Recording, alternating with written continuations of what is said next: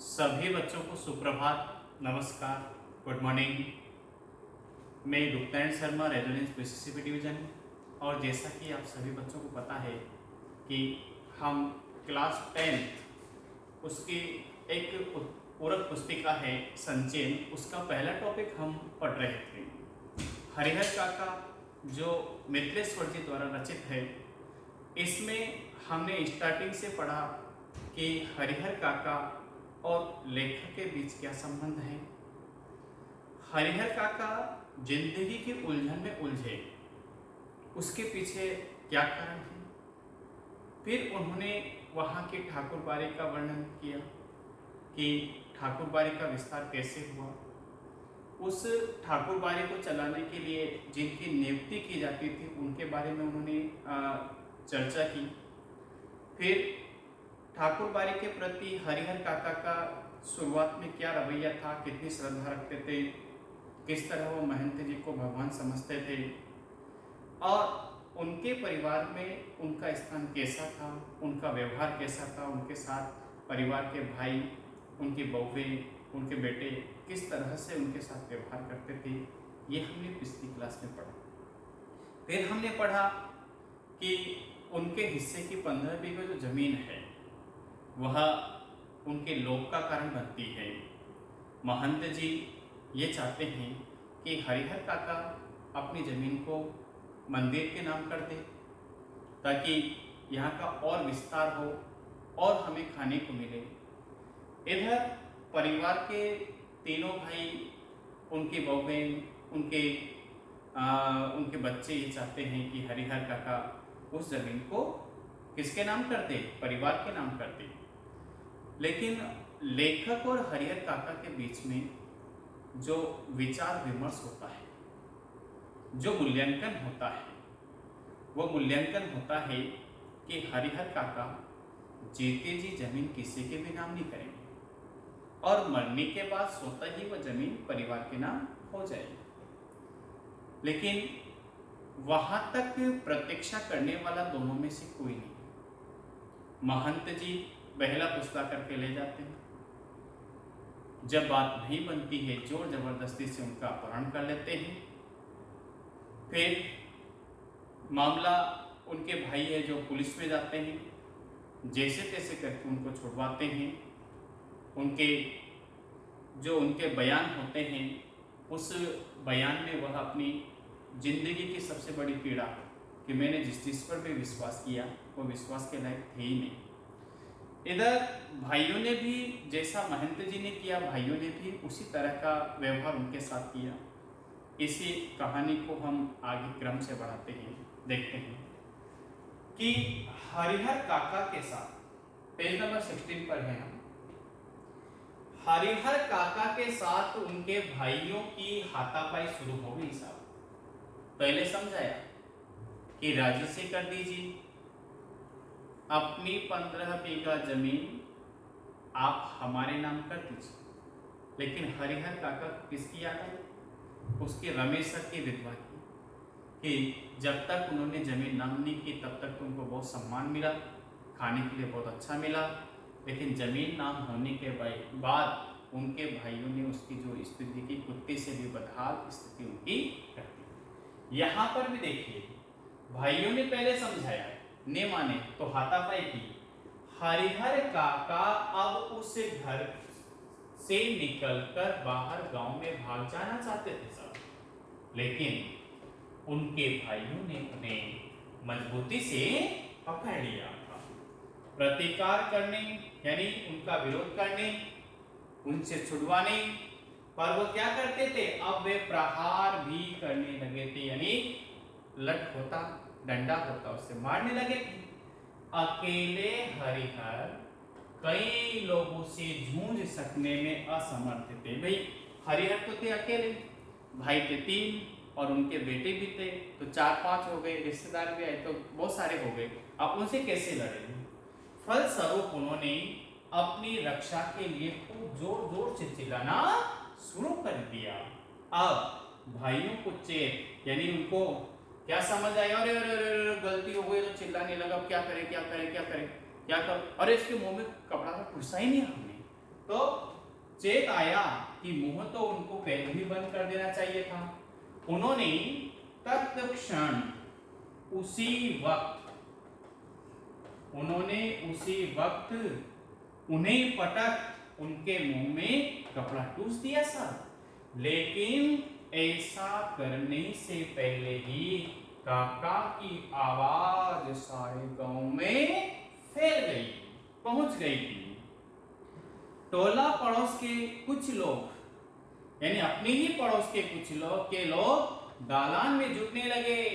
ठाकुर बारी के पक्षधरों के माध्यम से तत्काल खबर महंत जी तक चली गई थी। लेकिन वहां उपस्थित हरिहर काका के परिवार और रिश्ते नाते के लोग गांव के लोगों को समझा देते कि अपने परिवार का निजी मामला है, इसमें दूसरों को क्या मतलब। लेकिन महंत जी ने यह तत्परता यानी फुर्ती, तत्परता यानी बिल्कुल तैयार होना और फुर्ती दिखाई, जो काका के भाइयों ने भी नहीं दिखाई थी। वह पुलिस की जीप के साथ कहां आ धमके, उनके दालान में आ धमके। फिर आगे क्या होता है साहब, पुलिस आने के बाद निजी मामले का सवाल खत्म हो गया। अरे घर की तलाशी शुरू हुई। फिर हरिहर काका को उससे भी बदतर हालत में बरामद किया गया, जिस हालत में ठाकुर बारी से उन्हें बरामद किया गया था। यानी भाइयों ने क्या किया, उनके साथ बहुत छीना झपटी, मार पीट, डांट, यानी हाथ पैर बांध दिए, यानी बहुत बदतर उनकी हालत कर दी। पुलिस ने क्या किया साहब, बंधन मुक्त होने और पुलिस की सुरक्षा पाने के बाद उन्होंने बताया क्या बताया हरिहर काका ने। पहले तो हाथ खोले गए, फिर उनको कहा गया हम आपके साथ हैं, बताइए क्या हुआ आपके साथ। तो उनके भाइयों ने उनके साथ बहुत जुल्म अत्याचार किया साहब, कि जबरन अनेकों कागजों पर उनके अंगूठे के निशान लिए, कि उन्हें खूब मारा पीटा है, कि उनकी कोई भी दुर्गति शब्द को हम यदि एक्सप्लेन करें तो हम इसमें दुरुपसर्ग लगा सकते हैं और गति, तो दुरुपसर्ग और गति। दुर्गति बाकी नहीं छोड़ी है कि अगर और थोड़ी देर तक पुलिस नहीं आती तो उन्हें जान से मार देते। कौन, उनके भाई। हरिहर काका की पीठ, माथे और पांव पर कई जगह जख्मों के निशान उभर आए थे। वह बहुत घबराए हुए लग रहे थे, कांप रहे थे। अचानक गिरकर बेहोश हो गए। मुंह पर पानी के छींटे दिए गए, छींट कर उन्हें होश में लाया गया। भाई और भतीजे तो पुलिस के आते ही चंपत होने का मतलब 9-2-11 होना, वहां से भाग जाना, चंपत हो गए थे पुलिस की पकड़ में। रिश्ते के 2 व्यक्ति ऐसा, रिश्ते के शेष लोग भी वहां से फरार हो गए थे। फिर आगे चले, हरिहर काका के साथ घटी घटनाओं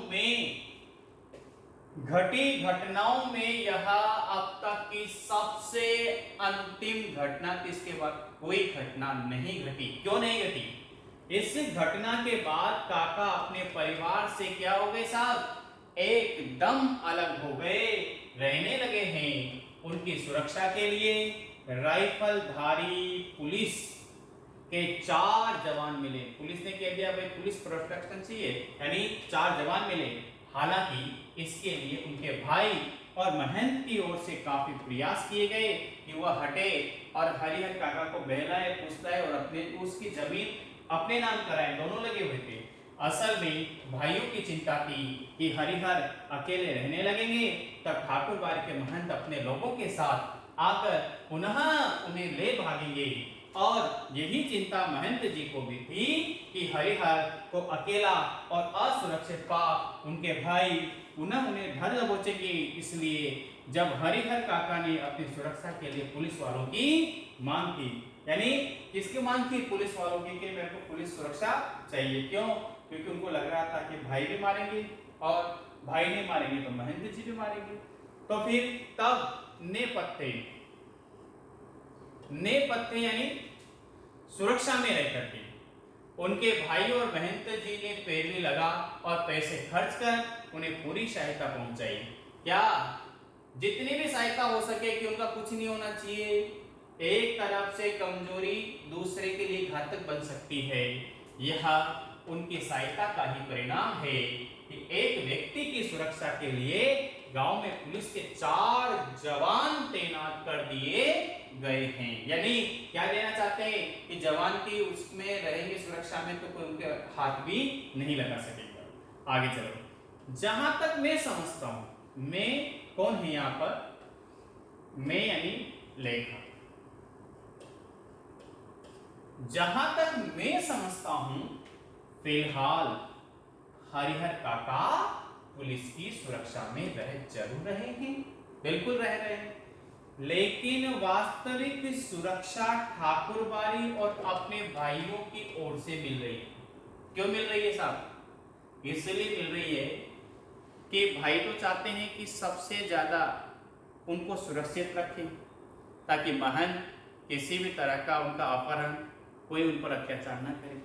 महंत जी चाहते हैं कि हरिहर काका को सबसे ज्यादा सुरक्षा मिले, ताकि उनके भाई उनकी 15 बीघा जमीन को नहीं हड़प सके। लेकिन ठाकुर बाड़ी के साधु संत और काका के भाई इस बात के प्रति पूरी तरह सतर्क हैं कि उनमें से कोई या गांव का कोई अन्य हरिहर काका के साथ जोर जबरदस्ती ना करने पाए। साथ ही अपना सद्भाव और मधुर व्यवहार प्रकट कर पुनः उनका ध्यान अपनी ओर खींचने के लिए दोनों ही तत्पर थे। यानी दोनों ने दुराचार तो किया, लेकिन अब पुलिस के साथ रहने पर वो क्या चाहते हैं?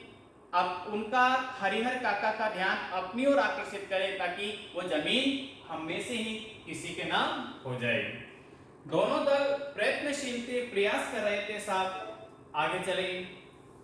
गांव में देखिए तीसरी खबर, नई खबर है। गांव में एक नेताजी भी है साहब, राजनीति पॉलिटिक्स भी होती है। वह न तो कोई नौकरी करते हैं साहब, और न खेती और गृहस्थी, फिर भी 12 महीने क्या करते हैं? मौज उड़ाते हैं। क्यों उड़ाते हैं?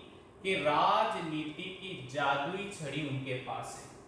राजनेता क्या है? झूठ बोलते हैं, बेईमानी करते हैं, लेकिन अपनी छवि को सफेद कुत्ते की तरह साफ रखते हैं। अरे उनका ध्यान हरिहर काका की ओर जाता है साहब।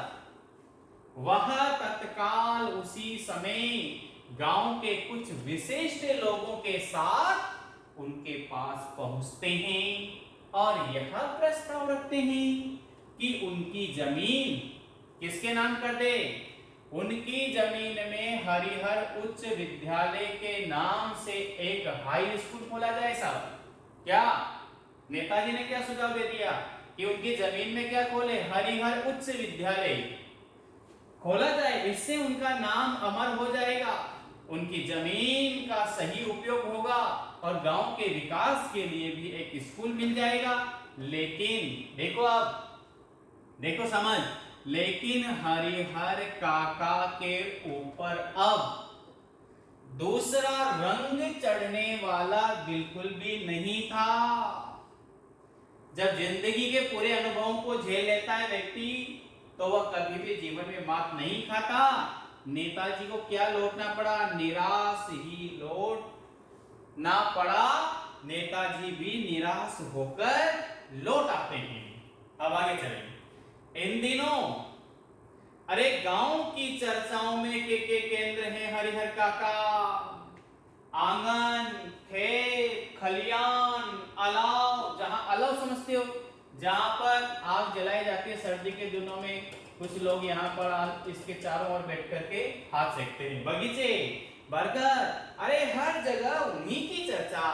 उनकी घटना की तरह विचारणीय और चर्चनीय कोई दूसरी घटना नहीं। गांव में आए दिन छोटी बड़ी घटनाएं घटती रहती है, लेकिन काका के प्रसन्न के सामने उनका कोई अस्तित्व नहीं। गांव में जहां कहीं और जिन चीजों के बीच हरिहर काका की चर्चा छिड़ती है तो फिर उनका कोई अंत नहीं। लोग तरह तरह की संभावनाएं व्यक्त करते हैं। अब राम जाने क्या होगा। दोनों तरफ दोनों ओर के लोगों ने अंगूठे के निशान ले लिए हैं, लेकिन हरिहर काका ने अपने बयान दर्ज कराए क्या कि जब कराए कि दोनों लोगों में से किसी को अपनी जमीन उत्तराधिकारी नहीं मानते। अरे दोनों के लोगों ने जबरन उनके अंगूठे के निशान लिए हैं। इस स्थिति के बाद उनकी जायदाद का हकदार कौन होगा, प्रश्न चिन्ह लगा दिया। कौन? सभी लोगों के मन में एक ही प्रश्न कि उत्तराधिकारी कौन बनेगा। फिर आगे चलो, लोगों के बीच बहस छिड़ जाती। उत्तराधिकारी के कानून पर जो जितना जानता फोकट बातें वह उससे 10 गुना अधिक उगल देता, यानी उसको कुछ नहीं आता लेकिन फिर भी बातें करते रहते, फिर भी कोई समाधान नहीं निकलता। अरे रहस्य खत्म हो जाते, आशंकाएं बनी रहती, लेकिन लोग आशंकाओं को नजरअंदाज कर अपने पक्ष धरता शुरू कर देते, यानी अपने विचार व्यक्त करते कि उत्तराधिकारी ठाकुर बारी को मिलता तो ठीक रहता।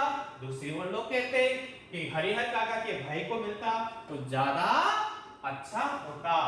इसी के साथ आगे पेज नंबर 18 पे आ गए अपन। ये समझ में आ गया, लोगों के बीच तो चर्चाओं का विषय बना ही रहा।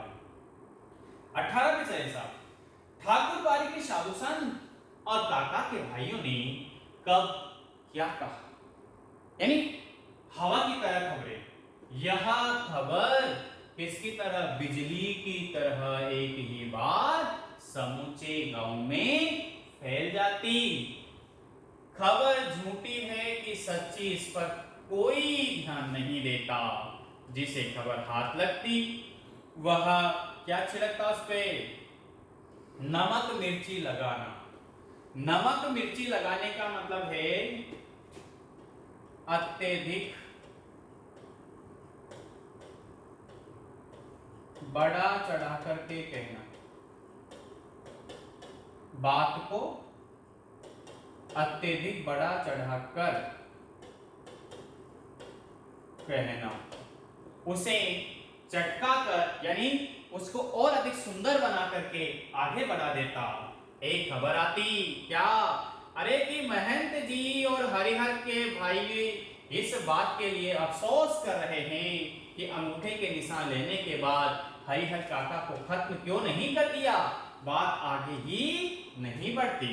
फिर आगे देखो, एक दूसरी खबर आती साहब कि हरिहर मरेंगे तो उन्हें अग्नि प्रदान के लिए ठाकुर बारी के साधु संत और हरिहर काका के भाइयों के बीच काफी लड़ाई होगी कि उनका अंतिम संस्कार कौन करेगा, उनको आग कौन देगा। दोनों ओर से अग्नि प्रदान करने का निश्चय हो चुका है साहब। क्या कि इस संदर्भ में उनकी लाश हस्तगत करने के लिए क्या होगा? खून की नदियां, हस्तगत यानी बिल्कुल अंतिम संस्कार करने के लिए खून की नदियां बहेगी। फिर आगे चलें, एक तरफ एक तीसरी खबर, वो भी बिल्कुल रोचक खबर है। एक तीसरी खबर आती कि हरिहर काका की मृत्यु के बाद जमीन पर कब्जा करने के लिए उनके भाई अभी से तैयारी कर रहे हैं साहब। अरे इलाके के मशहूर डाकू बुट्टन सिंह, याद रखना, इलाके के मशहूर डाकू बुट्टन सिंह से उन लोगों ने बातचीत पक्की कर ली है। क्या कि हरिहर काका के 15 बीघे खेत में से 5 बीघे कौन लेगा? बुट्टन लेगा और दखल करा देगा। दखल यानी उनके नाम करा दे, कब्जा कर देगा। इससे पहले इस तरह के 2-3 मामले बुट्टन ने निपटाए। पूरे इलाके में उसके नाम की तूती बोलना। तूती बोलने का मतलब क्या है? अपनी हुकूमत चलना, अपना सिक्का चलना, अपना अस्तित्व कायम रहना, अस्तित्व कायम करना। ये समझ में आ गया? यस। एक चौथी खबर आती कि महंत जी ने निर्णय ले लिया है कि हरिहर की मृत्यु के बाद देश के कोने कोने से अरे साधु और नागाओं को बुलाया जाएगा। रहस्यात्मक और भयावनी खबरों से गांव का आकाश आच्छादित, आच्छादित का मतलब होता है आच्छादित, ढकाव, ढक जाना, बातों से ढक जाना, जिधर देखो वही बातें आच्छादित हो गया था। दिन प्रतिदिन आतंक का माहौल गहराता जा रहा था। अरे सबके मन में यह बात कि हरिहर कोई अमृत पीकर तो आए है नहीं, लेकिन एक न एक दिन उन्हें मरना ही है। फिर एक भयंकर तूफान की ओर चपेट में यह गांव आ जाएगा। उस वक्त क्या होगा, अरे कुछ कहा नहीं जा सकता। यह कोई छोटी लड़ाई नहीं, एक बड़ी लड़ाई है। जाने अनजाने पूरा गांव इसकी चपेट में ही क्या होगा, आएगा ही। इसलिए लोगों के अंदर भय और प्रतीक्षा भी इस बात की कि एक ऐसी प्रतीक्षा जिसे झुठला कर भी उनके आगमन को टाला नहीं जा सकता, यानी एक चुनौती थी तो आना निश्चित थी। और हरिहर काका के जीवन देखो, और हरिहर काका वह तो बिल्कुल मौन अपनी जिंदगी के सिलसिले काट रहे हैं। एक नौकर रख लिया है साहब, वही उन्हें बनाता खिलाता है। उनके हिस्से में जमीन में जितनी फसल होती है उसे अगर वह चाहते तो मौज की जिंदगी बिता सकते थे, लेकिन वह तो अरे गूंगेपन के शिकार हो गए हैं। यानी गूंगेपन के शिकार होने का मतलब न तो किसी हाँ कहते, किसी से ना कहते, किसी से बात करते। कोई बात कहो, कुछ पूछो, कोई जवाब नहीं। खुली आंखों से बराबर आकाश को निहारा करते हैं। सारा गांव के लोग उनके बारे में बहुत कुछ कहते और सुनते हैं, लेकिन उनके पास अब कहने के लिए कोई बात नहीं है। आगे चले, पुलिस के जवान देखो, प्रॉपर्टी किसकी, कमाता कौन है और खाता कौन है, ये भी कभी कभी जीवन में विपरीत परिस्थितियां बनती हैं। देख पाए तो पुलिस के जवान हरिहर काका के खर्चे पर खूब मस्ती से रह रहे हैं। जमीन किसकी, हरिहर की। मेहनत कौन कर रहा है, हरिहर, लेकिन भोग कौन कर रहे हैं, पुलिस वाले। यहां पर किस बात का संकेत करते हैं, क्या रिश्वत खोरी एवं भ्रष्टाचारी प्रशासन। उनको किसी की कोई सुरक्षा नहीं करनी, उनको खाना है, पीना है, मौज करना है। जिसका धन वह रहे उपास और खाने वाले करे विलास। अरे जिसका धन है वह तो व्रत करो, भूख्या रहो, उपवास करो, और खाने वाले क्या करेंगे, भोग विलास करेंगे। अब तक जो नहीं खाया था, दोनों जून उसका भोग लगा रहे हैं। कौन लगा रहे हैं, पुलिस वाले। यहां तक समझ में आ गया आपको, बिल्कुल समझ में आ गया, ठीक है। कोई दिक्कत, कोई प्रश्न, चलो यहां तक यदि अपन को समझ में आ गया है तो इसके बौद्ध प्रश्नों को भी हम एक बार देख लेते हैं कि हमें कहानी कितनी समझ में है। क्या एग्जाम में प्रश्न आएगा तो क्या हम उसको हल कर पाएंगे या नहीं कर पाएंगे या कम हल कर पाएंगे। हमें इसका मूल्यांकन करने के लिए इन प्रश्नों को देखना है। देखो प्रश्न नंबर 1 देखा साहब, कथावाचक किसको कहते हैं, लेखक और हरिहर काका के बीच क्या संबंध है और इसका क्या कारण है, यह हमने सबसे पहले स्टार्टिंग पेज में पढ़ा कि हरिहर काका और लेखक के बीच ऐसे तो कोई संबंध नहीं था, परिवार रिश्तेदारी में तो वो कुछ नहीं लगते थे, लेकिन वह उनके पड़ोस में रहते थे, पहला कारण।